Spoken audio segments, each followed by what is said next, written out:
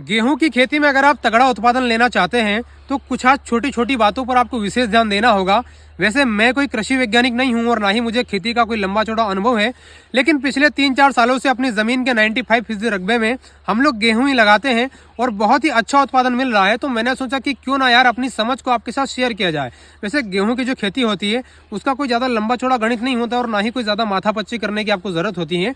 सीधा सा गेहूं का फंडा है कि आप एक तो किस्म कौन से लगाते हैं, कब लगाते हैं, आप बीज दर क्या रखते हैं, आप खाद पानी कैसे देते हैं और मौसम यानी कि प्रकृति अगर आपका साथ देती है, बस इन्हीं 3-4 बातों के इर्द गिर्द पूरा उत्पादन घूमता है। ये हमारा खेत है, हमने इसमें HI 1650 वेरायटी लगाई है। अगर कोई सी भी वेरायटी लगाते हैं तो आपका उसको पहले से कंफर्म होना चाहिए कि इस वेरायटी को पकने में इतना समय लगता है, इसे इतने खाद की आवश्यकता होती है और इसका उत्पादन इतना होता है। अगर आपकी ये चीज़ अगर क्लियर है तो आपको अच्छा उत्पादन लेने से कोई नहीं रोक सकता। जैसे कि हमने ये HI 1650 लगाया है, इसे 120 से 125 दिन में पकने में समय लगता है और पिछले साल की बहुत ही पॉपुलर वैरायटी है, इसलिए हमने इसे लगाया है। वैरायटी का चयन करने के बाद आपको कुछ छोटी छोटी बातों का ध्यान रखना है, जैसे कि आपको बीज दर कितना रखना है, ये बहुत महत्वपूर्ण है। जैसे कि हमारे यहाँ मतलब मालवा क्षेत्र में 20 विश्व का बीघा है और हम लोग 25 से 27 किलो का मतलब बीज दर हमने 1650 का लिया है। आप अगर दूसरी कोई सी वैरायटी लगाते हैं तो उसका बीज दर उसके हिसाब से रखिए।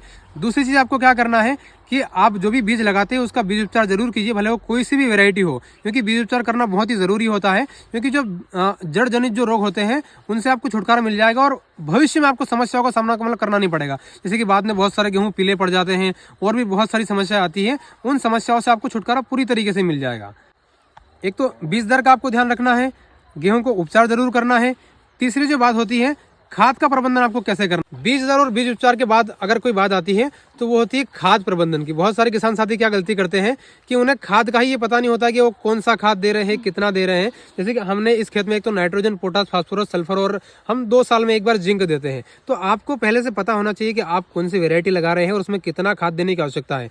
अगर आप लंबे समय की वेरायटी लगा रहे हैं तो आपको उसमें 1.5 गुना खाद ज्यादा देना है। जैसे कि हमने इसमें नाइट्रोजन अगर मान लो 45 किलो दिया है तो हम अगर लंबी वेरायटी लगा रहे हैं तो उसमें आपको कम से कम 55 से 60 किलो के आसपास देना चाहिए और हर खाद की आपको ऐसे करके मात्रा बढ़ाकर ही देना चाहिए, तो ही आपको अच्छा उत्पादन मिलेगा। कोई सा भी आप खाद देते हैं, जैसे कि कोशिश कीजिए कि 80% जो खाद होता है, जैसे कि नाइट्रोजन को छोड़ के अगर मान लो कि पोटास है, सल्फर है, जिंक है और कोई सा भी अगर खाद देते हैं तो आपको मिट्टी में मिलाकर ही देना। जैसे कि आपको खेत को मतलब आपको जब खेत तैयार करते हैं उसी टाइम अगर आप खाद देते हैं तो बहुत बढ़िया रहता है। बाकी अगर आप नहीं दे पाते हैं तो बाद में भी दे सकते हैं, लेकिन अगर आप मिट्टी में मिलाकर खाद देते हैं तो वो बहुत ही अच्छा रहता है। अब गेहूं में जो हम सबसे ज्यादा जो खाद डालते हैं वो होता है यूरिया। यूरिया को आपको 3 टुकड़ों में देना चाहिए। जैसे कि हम इस खेत में मतलब 1 बीघे में मतलब 45 किलो खाद देते हैं, तो 15 किलो जो खाद है हमने इसे